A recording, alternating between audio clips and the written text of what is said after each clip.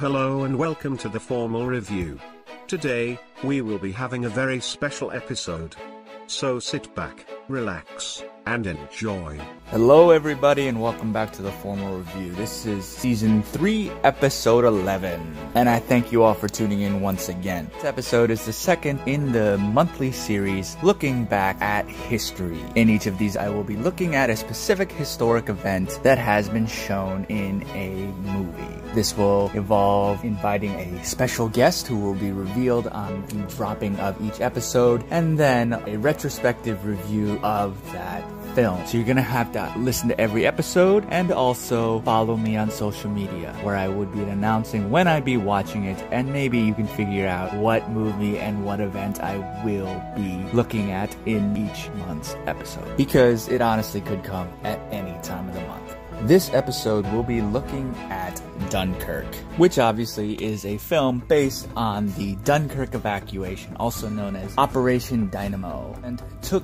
place 80 years ago and was the evacuation of soldiers during World War II from the beaches and harbor of Dunkirk in the north of France. It took place between May 26th and June 4th of 1940. Commenced after a large number of Belgian, British, and French soldiers were cut off and surrounded by German troops during the 6-week Battle of France. British Prime Minister Winston Churchill, in his obviously famous "We shall fight on the beaches" speech, called this battle a colossal military disaster. The French army has been weakened, the Belgian army has been lost, a large part of those fortified lines upon which so much faith had been reposed is gone. Many valuable mining districts and factories have passed into the enemy's possession. The whole of the Channel ports are in his hands, and we must expect another blow to be struck almost immediately at us or at France. We are told that Herr Hitler has a plan for invading the British Isles. He hailed their rescue as a miracle of deliverance achieved by valor,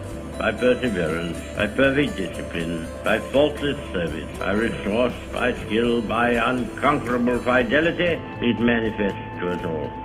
Which in itself was the culmination of the war cabinet crisis during May of 1940. We shall go on to the end. We shall fight in France. We shall fight on the seas and oceans. We shall fight with growing confidence and growing strength in the air. We shall defend our islands, whatever the cost may be. We shall fight on the beaches. We shall fight on the landing grounds. We shall fight in the fields and in the streets. We shall fight in the hills. We shall never surrender. Churchill's specific contribution is actually looked at in another film that came out in the same year as Dunkirk, Darkest Hour, and stars Gary Oldman as Churchill, and is an account of his early days as Prime Minister during this time period, while Nazi Germany swept across Western Europe and threatened to defeat the United Kingdom. Obviously, the German advance leads to friction at the higher levels of government between those who want to make a peace treaty with Adolf Hitler, and Churchill, who obviously refused. You cannot reason with a tiger when your head is in its mouth! Now, this episode is not going to go into that film. That may be done next year. I'm not really sure. We'll see what happens around that time next year. But I do think that that film, in short, is a good film to also look back on, because it does deal with similar attributes. However, that is more of a biopic, whereas Dunkirk is more of a war-related film. My guest for this episode is all the way across the pond in England, Ryan Nevin from lifeoffilms.com. In this episode, we will be discussing our top Nolan films, along with our favorite war films, and also our thoughts on Dunkirk, does it hold up, and how we feel Nolan should have been treated at the Oscars that year. Richard Roper of the Chicago Sun-Times gave the film a 4 out of 5 and said it was one of the best war films of the decade, describing it as tight, gripping, deeply involving, and unforgettable, a triumph in filmmaking. But what do we think? Keep listening to find out. Hey, Ryan. Hey man, how's it going? It's going alright, just trying to push through coronavirus as much as I can. Yeah, tell me about it. So what's your guys' plan? Is there any thought of when you would go back to work normally again, or relatively speaking normally? It's all based on the sales. We've just been told as soon as sales start to find their way back to some sort of normal level will be when we return.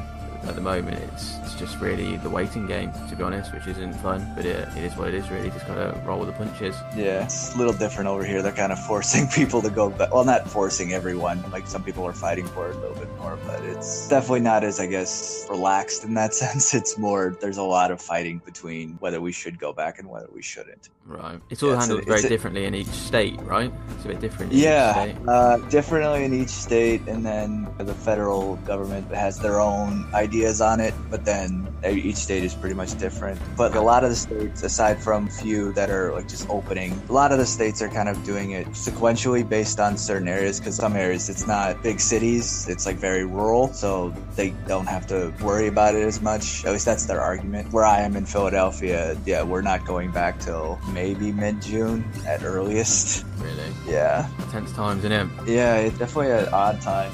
Tell me about it. I find it mad that obviously you're over in the States, I'm in the UK, and they're kind of suffering a bit together. Do you know what I mean? Like, it's a rare thing. There's a rare thing that when something happens in a country, do you know what I mean? Like, you suffer that crisis by yourself, whether it be an earthquake in a country and it's caused loads of damage. It's usually like everyone sees it on the news, and they think about the people there going through it. So it's just the only thing you can really compare this to is something like similar to like a world war or something like that, isn't it? Because everyone's going through it. It's definitely like very similar, because like you said, when like a bombing happens in some country, I don't know about in the UK, but at least everyone I see like Facebook, they always we are together, but they put like the flag in the background of their profile picture and stuff like that. Yeah. It's very concentrated on that specific event, but like you said, there's no Facebook profile for this because we're all pretty much in the same boat. Yeah, exactly.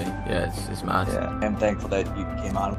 It's cool to look at other countries' view on World War II, because obviously with the US, we have our own point of view. You being over in UK, your own point of view, because that's obviously where everything started, and then two, you have different focuses on war. So with Dunkirk, I'm assuming you learned about it in schools. How did that thing go? Are there any days of memory surrounding it, or celebrations or anything like that? So we don't have anything real specific for Dunkirk. We have a Remembrance Day, which remembers all the soldiers stuff that died during the World War, but we don't have really anything specific that's like Dunkirk Day, or we don't get a day off work or anything like that. Obviously it's something that we definitely did learn at school. It was a big part of the war, a massive turning point within the war. So when it comes to Chris Glenn obviously doing the film Dunkirk for us Brit, didn't need much explaining. We have it in our heritage. To give some background on the Dunkirk evacuation, Nazi Germany invaded Poland in September of 1939. France and the British Empire declared war on Germany and put out a blockade on their economy between each other. The British Expeditionary Force was then sent to help France. However, later, Germany invaded Belgium, Netherlands, and France on May 10th of 1940. They drove northward and trapped the BFF and the remains of the Belgian forces and 3 French field armies along the northern coast of France. For those who don't know geography, an evacuation across the channel was the best course of action because it was pretty much the only one. So they ended up planning a withdrawal from Dunkirk, which was the closest good port. On May 23rd, Hitler approved a halt order and had the German High Command send confirmation to the front. This order basically gave Allied forces time to come up with a plan and basically pull back all of their troops to fight the Battle of Dunkirk. On the first day of this evacuation, approximately 7.5 Allied soldiers were evacuated, and by the 8th day, a little over 338,000 had been rescued using only 800 vessels. Not only were these vessels from the Royal British Navy, the Canadian Navy, and the French Navy, there was also a lot of civilian merchant ships. Some soldiers had to wait out from the beaches and wait for hours in shoulder-deep water. Everyone from the UK knows the story of Dunkirk. So was it given in a normal history class? Because for me, how I learned about it, I had to take like a specific World War II course. But then it was only maybe half a lecture, one class day. Right. Like it wasn't very much. Yeah, so from memory, obviously it would have been a long time ago now. When I was in school, over 10 years ago now when I learned about it. But it would have been in our history lessons, and we spent a lot of time on World War, and definitely would have had more than a half a day thing on it. We'd have, from really scratching back memory, it's something that really stands out for all of us. We all know it. We all know that everything about it. So it's it's a fundamental part of our education, especially during history. The stuff that the U.S. teaches, obviously D-Day, and then obviously Pearl Harbor and how that infected the war in the Pacific and things like that. Very obviously American concentrated. Yeah. So for me, I like learning about, especially World War II, learning about different perspectives of the war itself. Especially for me, being half Japanese, I also know more about the Japanese side of the war and how that interaction happened. But then certain things about it, I tell people who are pretty much full Americans, and they don't even know about that because our history doesn't really focus on that. Similarly, that's why I wanted to bring you on and talk to you about that. So looking back, if you went back in time, I guess from the perspective of the three aspects of the film, the land, the sea, and the air, which, if you were back then, would you think that you would be more put into the military and being rescued, or would you be the civilian helping out, or the pilot? I think I'd like to think that I'd like to do something more down the kind of Air Force route. I've always had a massive fascination for planes and do now. I really like fighter jet. I really think that they're amazing craftsmanship in all that stuff, and I'm really intrigued. So that's something I think I'd like. Whether or not that would pan out then, I feel if it was realistic and how I would end up being a part of that war would probably be very similar to the actual characters in the film. I feel like I would probably just be part of the land military, how most people I think were brought into it to kind of be those foot soldiers, where I think where you're in part of the Air Force, it's far more of a skill that you need to have, which obviously I don't, and I'm not a part of the army, so I feel I'd like to be in the Air Force. That would be the dream, but I think the realistic answer would find myself being more on the kind of foot soldier sort of aspect. What about yourself? I think I would probably be a civilian. I know that sounds kind of not patriotic in a certain way, but it's, for me, I can't, in any situation, shooting a gun and killing somebody, but I want to help out people as much as I can. So this is what the civilians did. Obviously, that's something I would want to do if I could. Having said that, I get very seasick. So yeah, that's the same as me. So sea was out of question. I don't know. I guess the only option for me on that, similarly, is being military, because I couldn't be Air Force because I don't have 20/20 vision. So I couldn't do that either. So, but war movies in general, what would you say is your favorite war movie? And not a movie that takes place during a war, like a Holocaust survival film. Are we talking like kind of realistic battles in regards to kind of Saving Private Ryan, Black Hawk Down, etc., or can I go more into the realms of a bit more like fantasy war? Like Lord of the Rings is obviously something I really like. Realism stuff, yeah. Oh yeah, okay. I was a big fan of the Jarhead film. If you class that, I know it wasn't a massive war, but I think if we're going for real battle war, I really like Black Hawk Down, like I said there. It's one of Ridley Scott's last decent films, in my opinion. He kind of faded off after that. Black Hawk Down, really a brilliant film, and I love going back to that and seeing all the kind of the old faces that are in there that are massively famous now. But I'm more a fan of the modern style war, like more like modern guns and modern technology and modern planes and helicopters, than more kind of the old school stuff like Saving Private Ryan. I don't know why. I feel like I like to relate to stuff, and I think if it's too old and I don't really understand the weapons that they're using and stuff like that, I don't relate to it as well as when I'm seeing stuff that's more modern. How about yourself? I would say Letters from Iwo Jima is my favorite. I'm actually the opposite with you. I actually like more historical ones more than, I don't like the modern ones too much. To me, it's too new of something to be made into a movie. And I say that like about anything that happened 2 years ago and then they do a biopic on it. Why do we need a movie? This just happened. That's why I don't like watching those types of things. Like the last Middle East war type of war movie, I don't even remember the last one I watched. Oh no, I do. 13 Hours, that Michael Bay movie. Okay. That was the last one I haven't watched. seen that yet. I would say it's actually quite decent. It has Michael Bay isms, but I would say it's his more grounded. I mean, it's not Transformer, you know? It's a more realistic. John Krasinski's pretty good in it. John. Yeah, he's from The Office. Married to Emily Blunt. That was the reason why I saw the movie originally, just because he was in it. I like him as an actor, so. Yeah, no, I like. Yeah. I haven't seen the TV series, but he's Jack Ryan. Have you watched any of that? No, I haven't watched it. Though, how big of a fan are you of The Office? So I've come from the original Office. The Ricky Gervais. So I've watched bits and spurts of the American Office, like it's on TV now and then. So I've never really watched from beginning to end. But I know characters that you'd be referring to and who's in it and some of the plot points and stuff. Like, so why? The reason I asked, because I saw this thing on Reddit and I thought it was really funny. On the TV show, he has a picture of a wanted photo at his his desk. There's this one episode of The Office where they're trying to find a flasher. Pam, she draws a picture of Dwight, but puts a small criminal-looking mustache on him. The entire episode is trying to find out who he is, but it's a prank on Dwight. Right. And so that photo is up in the office of Jack Ryan. It's an actual wanted poster. No way, that's brilliant. Yeah, I thought it was hilarious. But getting back to war movies in general, yeah, I think the modern stuff just for me is not too crazy about. But going more into specifically about Dunkirk, what would you say your top 3 Nolan films are? In no particular order, but Dark Knight and Batman Begins kind of have to merge into one. Yeah. It's easy for me really, so obviously the Batman trilogy, but mainly more the Dark Knight, to be honest. That stands out. Yeah. The most of that would be number 1, and then number 2 would be Inception. Brilliant film, love that film. I love the Dark Knight, and I think it's very close to perfection in my opinion. But with Inception, I love its kind of uniqueness. I think it really highlights Nolan's overall talent of writing a story as well as bringing it to life. And then third would be Interstellar for me. So more of the Nolan, the modern stuff. I really liked Interstellar. It really made me appreciate like Matthew McConaughey a bit more. I was watching A True Detective, but then once he did that, it kind of really cemented his ability as an actor. But I just really enjoyed the premise of it, and Zimmer's score in it is brilliant as well. So for me, quite easy answer. I'm a big Nolan fan. So obviously this is something that I've given much thought about even before coming on this show of what my top films are. I'm interested to hear yours though. But you can throw out like some random Insomnia or something, aren't you? I would say, my favorite is still The Prestige, mostly because it's a very well-told story, and I love how like the idea of a magic trick is basically the concept of the film itself. That the 3 parts that Michael Caine's character like describes a magic trick. Every magic trick consists of 3 parts or acts. The first part is called the pledge. The magician shows you something ordinary, a deck of cards, a bird, or a man. Perhaps he asks you to inspect it. To see that it is indeed real.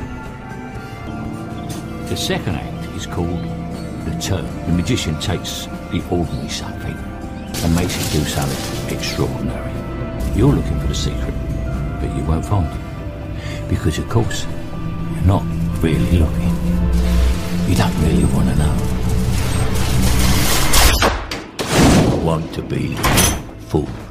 But you wouldn't clap yet, because making something disappear isn't enough. You have to bring it back. That's why every magic trick has a third act. The hardest part. The part we call the prestige. That's actually what the film is in itself, and I love that aspect of it. And then obviously the acting in it, I think, is really great. Yeah, Inception is up there too. I really like The Dark Knight, but because it's a Batman film, to me, it's just hard for me to say that that's such a unique film, whereas like Inception and Prestige are very, very unique. My hardest problem is always picking that third one. I really like Insomnia. I really like Memento. Depending on the day, I think I would say one of those. Today, I would probably say Memento. Memento that is really good. varies. It's very, very raw. Yeah. It's funny that neither of us said Dunkirk on the Dunkirk special. Yeah, and we can maybe get into that in a little bit while. That's a perfect segue into our review.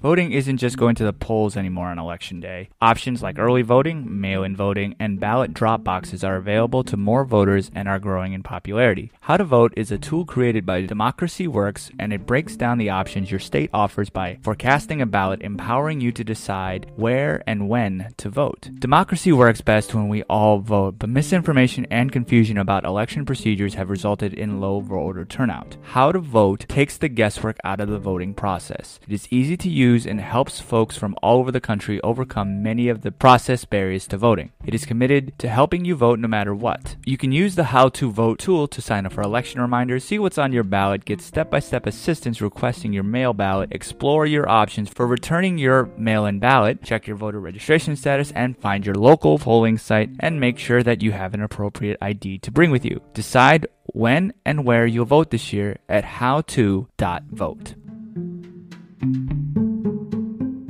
Dunkirk is a 2017 war film written and directed by Christopher Nolan. It features an ensemble cast that includes Fionn Whitehead, Tom Glencarney, Jack Lowden, Harry Styles, Ewan Bernard, James Darcy, Barry Keoghan, Kenneth Branagh, Cillian Murphy, Mark Rylance, and Tom Hardy. Upon release, Dunkirk received praise for screenplay, direction, musical score, and cinematography, and some called it Nolan's best film to date, and was one of the greatest war films ever made. As of the release of this episode, Dunkirk has a 93% rating on Rotten Tomatoes from 444 critics, along with an 81% audience score from about 68,000 ratings. On IMDb, it has a 7.9 rating out of 10 after about 518,000 ratings. On Google, it has a 4.3 out of 5 after 624 ratings. And on Metacritic, the film has a weighted score of 94 out of 100 based on 53 critics. Dunkirk's budget was approximately $150 million, and the box office run was about $527 million, which is a profit of about $377 million. I remember when this movie first came out, one of the biggest things was obviously Nolan's push to see this on the biggest screen possible. Like, he filmed, I don't know, probably 75 to 80% of it, if not more, in IMAX. And that was obviously the screen size that he wanted people to see it in. So how did you see it? IMAX. I'd only ever see Chris Nolan films in IMAX, and it was a really good experience. It was definitely worth it. I kind of felt sorry for anyone who didn't go see the film in IMAX. I saw it twice. I enjoyed it that much. It really was made for that type of cinema, not just for the picture or anything like that, but yeah, like the sound as well, when like the aircraft over as they were bombing, that kind of high pitch that Spitfire would make, and the engines I think was really brought to life with that IMAX sound as well, which was really important, so it was really worth it. What about you? Yeah, I saw it in IMAX as well. So I saw it on a planetarium IMAX, because we have here in the States our IMAXs that are mostly here, they're just big screens, but the planetarium kind of had the curved aspect to it, so it was really immersive into this. Yeah. So much so that my fiance hates the movie because of it, because she got kind of motion sick from where we were sitting when they showed the airplanes. Like, when you're at his perspective looking down on the water, it looked like we were actually like looking down at the water, and it was kind of surreal in some ways. I really did like that, because we also have here, unfortunately, a lot of theaters that say they're IMAX but then they're not. Right. So I was lucky to see that in the theater like that. So I was a little worried when I watched this again, because I haven't watched it since I saw it in theaters. I bought it because I knew it was good and I knew I wanted to watch it eventually, but I hadn't watched it just because I had issues with it when it first came out and I wanted to give myself time. So when rewatching it this time, I was worried that maybe that immersive type of feeling wasn't going to be the same. Luckily, it didn't affect my viewing, and honestly, I don't think it made it any worse. For me, it may have made it a little bit better. One of the things that I really liked about it was the IMAX feel to it, because one of the things about The Dark Knight is that I think he was trying the IMAX feel then for the first time, if I remember correctly. Yeah. It chops, isn't it? And so, yeah, and it great in the bits that they do, like some of the really wide city shots are really amazing in that movie. So like having this movie pretty much be almost entirely that was a lot of fun. So watching it on my sound system now was just a lot of fun, with the surround sound, like having the airplane like come up from behind you but then like come forward and then it comes on screen. That was so cool to me. I actually really enjoyed that about this movie. That's cool. I look forward to when I get my surround sound set up. I think that would be a good film to test it on, definitely. What were some things that you really liked about Dunkirk aside from the IMAX stuff? So for me, I kind of liked how Christopher Nolan took a kind of a war film with a very, I don't say simple story, but everyone knows it. It's a easy story to kind of stay on top of. But what he did is he kind of put a bit of a twist on it with the different aspects, like you said when we spoke earlier in the show, about the foot soldiers, the sea, and the air, and how they kind of have their own concept of time, which essentially all mold together. And I think, is it like the Air Force's time is kind of a lot less. It all happens a lot quicker than the ground. So I just like that whole concept of time, and then how it kind of all ends up concluding to kind of one final finish. It was really interesting, especially with like Cillian Murphy's character, like in two different situations, you know, where he's obviously he's on the boat, which has been saved by the fishermen, but then later on you see him in the foot soldiers time concept when they're kind of fleeing the ship and stuff, and he's on there. So I find that really, really interesting. So that was a massive part that I liked about it. What I also liked about it was the realism of the film. Obviously, I haven't been in war, so this is just my opinion on how I felt it was. But obviously, you have a lot of films like Hacksaw Ridge and Saving Private Ryan that are very bombastic, very, very gory. Limbs flying everywhere. It's a much more of like a spectacle, kind of visual spectacle of war and just a real blockbuster. Where with Dunkirk, it felt a little bit more on what being in war would be like, a very tense atmosphere, things happening, but it not be so bombastic. It felt more like a simulation of war than a war movie. So those are two massive things that I really enjoyed about that made this film feel different to the type of war films we've had before. So that's kind of what I liked about it. I agree with you on the realism point, because I think how you mentioned the real feel of it, and I think that also helped along with the IMAX aspect of really engaging into the scene. You don't even have to experience war, and I think this is kind of also with Saving Private Ryan, at least with that opening scene, where it's so much actually being there and feeling the airplanes flying overhead, feeling the explosions and everything. Like, this film, I think, is a great movie to have somebody experience. Even when just watching it at home, I think it's an experience of a movie. It's not just sit there for 2 hours. And this is honestly a very short film. It's not even 2 hours, I think, right? It's an hour 45 or something. I think it's also his shortest film, if I remember it's very correctly. It's not meant to be this long, drawn-out process, and then you feel all the tension. And I think, I'm actually surprised you didn't bring it up, the score in this. I don't think it's Zimmer's best ever, but he is able to keep everything really intense. Even if you glance away, like once the intense music starts up again, it brings you right back into it. So I think that's another thing that I liked about it. I like a lot of the actors in it. I think they're all really good. I don't think anyone was outstanding in a way. I really like Kenneth Branagh as an actor in general. You obviously have Tom Hardy. Harry Styles. Was he your favorite part? Yeah, God, no. I have no connection to him really at all. I was either way about it, but I read the reason why they casted him was because apparently it was the same reason why he casted Heath Ledger, because no one thought he would be good at it. Obviously, it's nowhere near the same as what Heath Ledger did, but don't care about Harry Styles as much as I think some teenage girls would. Brian Darcy plays Jarvis in Agent Carter. I've not watched that. Well, he's the Jarvis in Endgame. Jarvis? Have we ever met that guy? You meet a lot of people, son. Right. He's like the first crossover that was originated in the show. So anyway, I forgot that he was in it. That's cool. Cillian Murphy, how you pronounce it, I can never remember, but he's always a good actor and a Nolan favourite. I didn't catch it the first time, or I forgot about it. The small Michael Caine cameo. On the radio.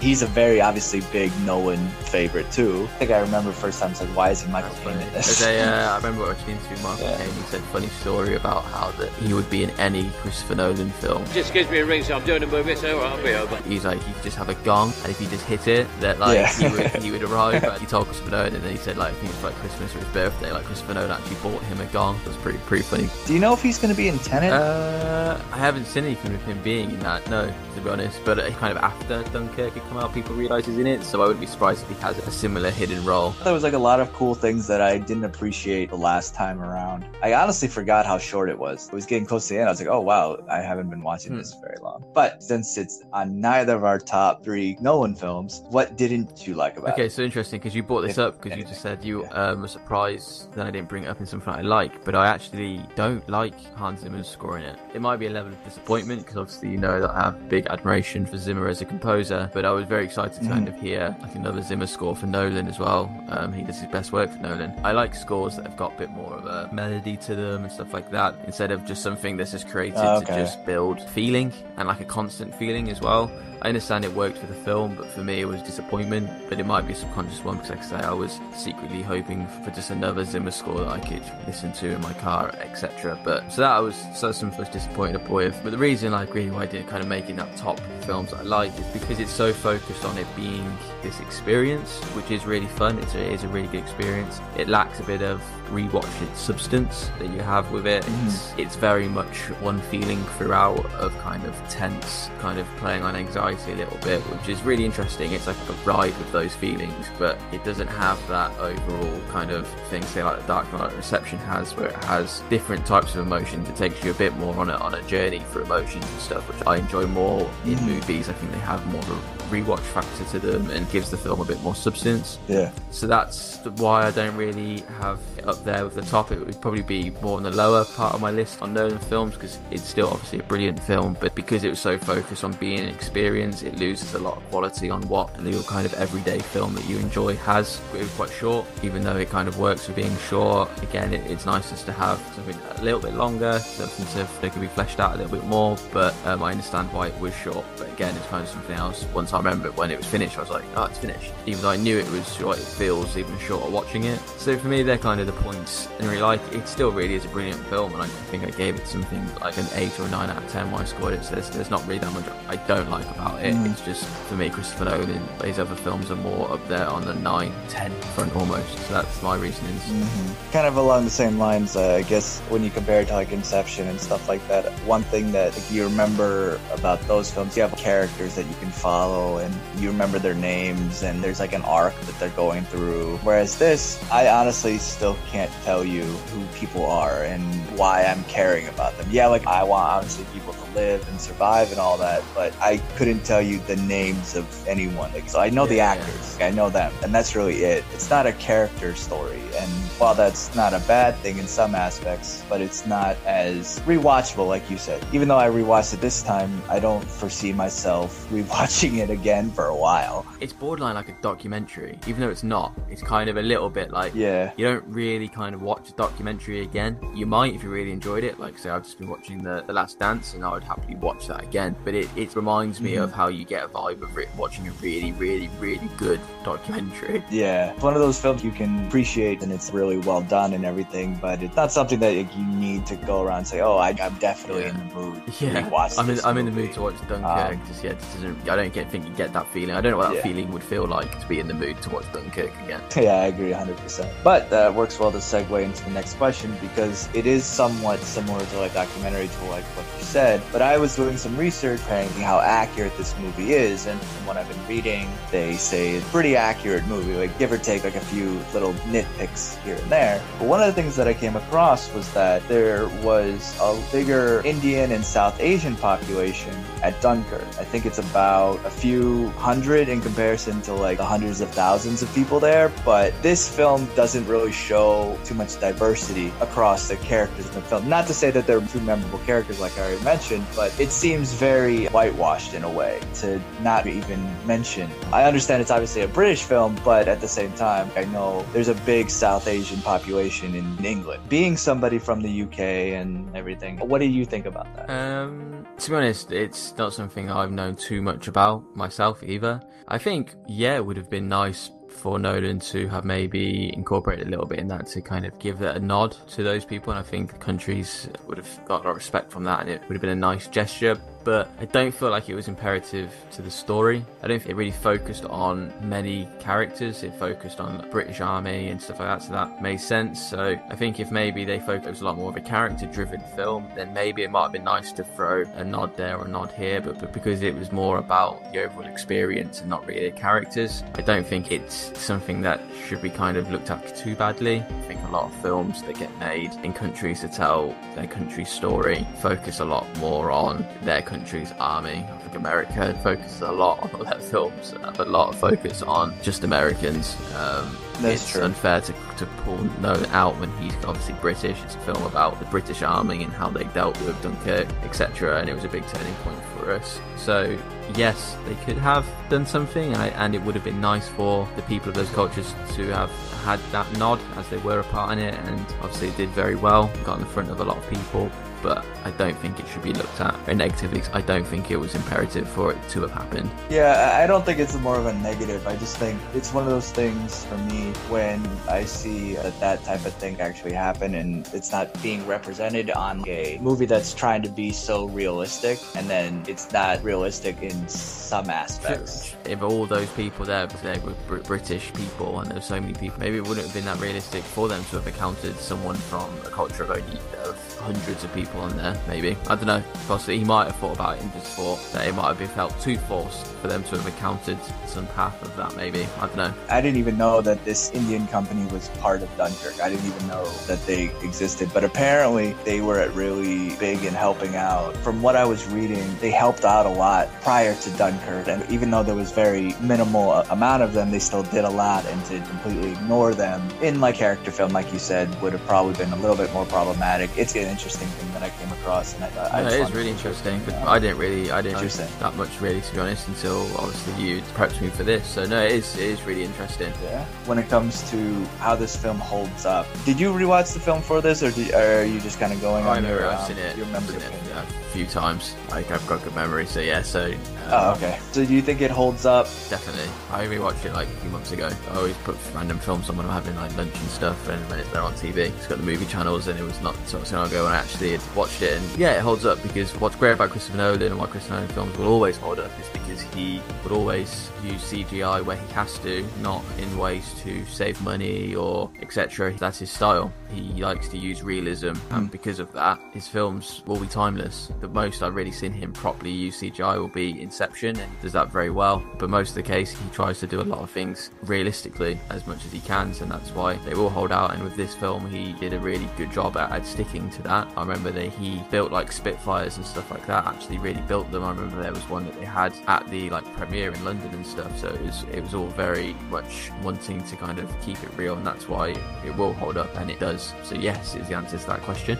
Definitely agree. So I think it does hold up, aside from not as much rewatchability, but I think it's still a really good film. Looking back then, this movie was obviously nominated for a bunch of Academy Awards, and it won for Best Sound Editing over Blade Runner 2049, Shape of Water, Baby Driver, and The Last Jedi. It won for Best Film Editing over Baby Driver, I, Tonya, Shape of Water, and 3 Billboards, but it lost for cinematography to Blade Runner 2049, and then it lost production design, original score, director, and picture to Del Toro and The Shape of Water. Because I don't remember what you thought of the film back then in comparison to the other films that were up that year, but what do you think about the award winning that year? I think that Christopher Nolan's becoming the Leonardo DiCaprio of the director part of the world, to be honest. I think it's getting to the point now where Christopher Nolan has done so many great films that he has to win one. Christopher Nolan cannot go and retire from his career and not have won a Best Picture or Best Director award,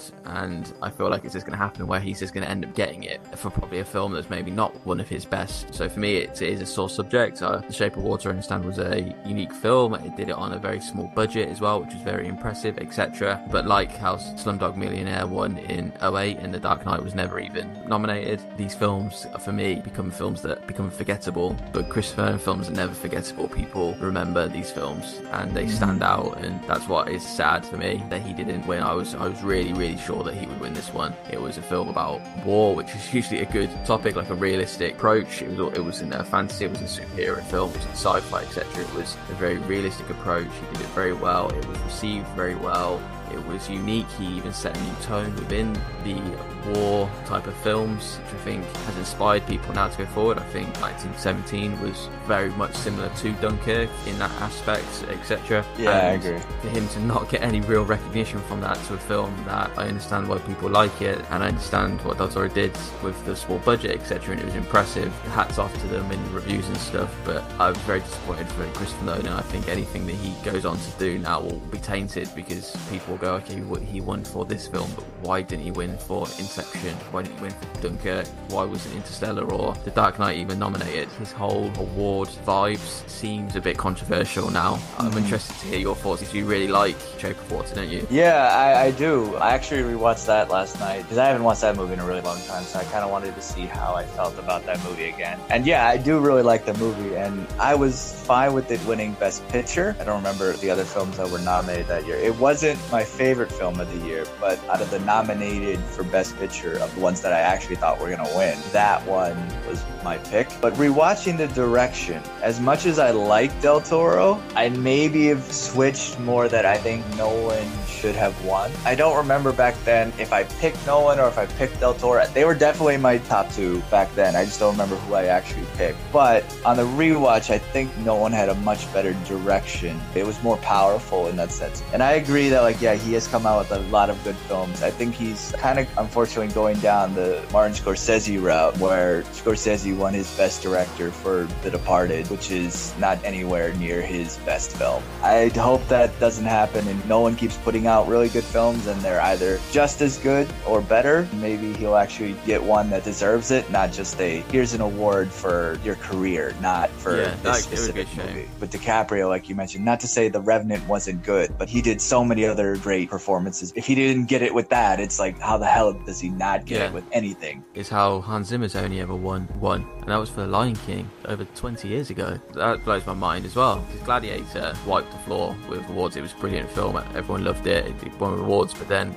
Gladiator didn't win Best Score. Sometimes, I don't know, I just feel like the Academy maybe like corner themselves a little bit, and they feel, like we said, Leonardo DiCaprio's cornered themselves a bit, then they just end up having to give out awards because it starts to look too dodgy that they haven't. Does that make sense? Like, it starts becoming this a bit more of a game to them. Like, with Leonardo DiCaprio, it's like year after year after year, people just gobsmacked, like, how has he not won for Wolf of Wall Street, etc. And then he wins for Revenant, which, yeah, decent film, he's brilliant in it, he's brilliant in everything, but is it his best performance? Is Hans Zimmer not done a score better than Lion King?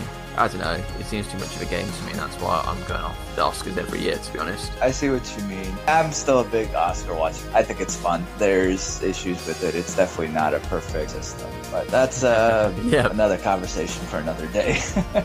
Now, for a lot of people who don't know, James Lipton died earlier this year, and I was a big fan of his show Inside the Actor's Studio. At the end of every episode, he would ask a list of 10 questions that was originated by the French television personality Bernard Pivot on his show Apostrophes after the Proust questionnaire. And so, to honor his memory, I'm going to continue that. Now, my questions aren't the exact same. I'll twist them a little bit to make them a little bit more information, so you get to know a little bit of my guests at the end of each episode. And some of them are a little bit fun. So, let's get started. Coronavirus aside, how many times you see a movie in the theater? Once a week? Yeah, I'd say about once a week. How often do you watch movies at home? Once a day, maybe. I don't know, it's hard. I watch a lot of snippets of films and stuff all the time. I would probably say like 3 or 4 a week. Who, actor or director, will make you watch a film no matter what?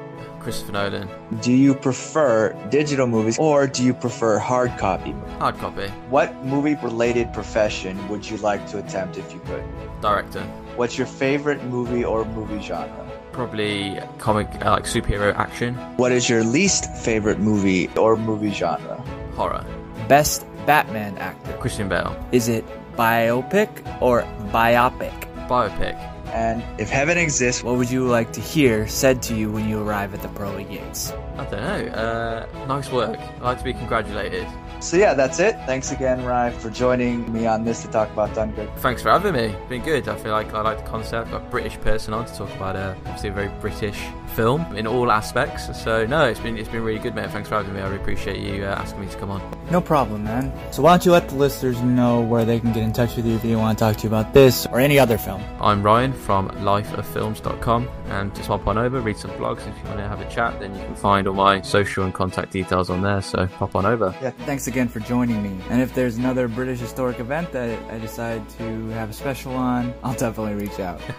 Cool, man. But until then, stay safe. Cheers, dude. Peace. Peace out, bro. Bye. Now, what did you think of the film? Let me know. Hit me up on social media. The Formal Review is on Twitter, Instagram, and Facebook. The URL is all the same. It's at The Formal Review. Please also subscribe to the podcast on your favorite service. It is on Spotify, Google, and Apple Podcasts, Podbean, and really, honestly, anywhere you can find podcasts. Also, I'm always wanting to grow and improve, so feel free to leave a review on your favorite service. I see the numbers, and I do this for you all, and I want to keep it entertaining. I really appreciate everyone supporting me by listening and talking about movies with me online. For those who have contributed financially, I really thank you for supporting me in that way. For those who want to financially contribute, please go to anchor.fm/the-formal-review and click support this podcast. And I thank you very much in advance, and any donation is appreciated. Also check out backseatdirectors.com, where I do contribute a good amount of the time writing articles, reviews, and I'm part of a big team, so please check out the website. You can find out all their social media accounts. Thank you all for tuning in once again, and until next time, well, I won't say it to movies, but be safe, wash your hands, and take care, everyone. Thanks for tuning into this episode of The Formal Review. We hope you'll join us again.